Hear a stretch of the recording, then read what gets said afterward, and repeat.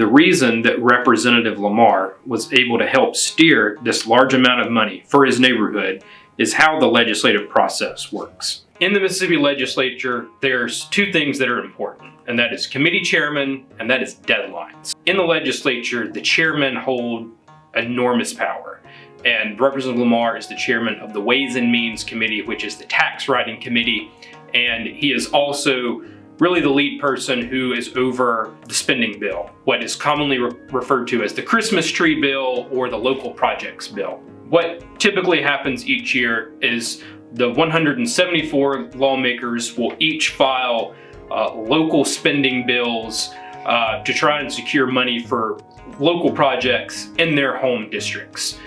But almost all of these bills die on deadlines, and that really puts the power into a small amount of people, because then they eventually will compile, one large omnibus spending bill with all of these line items for all of the local projects for all of the legislators. This isn't unveiled until the very tail end of the legislative session. It's one of the last things that get done, often late at night.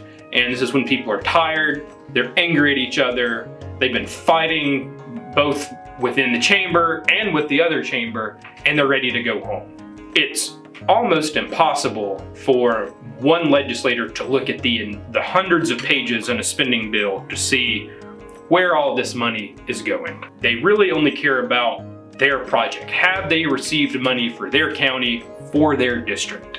And if they have, they're likely going to vote to approve it. Another way of how, a lot of these spending bills get by is with vague language or with using code sections. It will say $1.5 million for the project described in 97-104-5 MMJ4. Well, unless a legislator has the entire Mississippi Code memorized, or they take the time to look up that specific code section, chances are they don't have a clue what that code section is, and they're not going to bother with looking it up.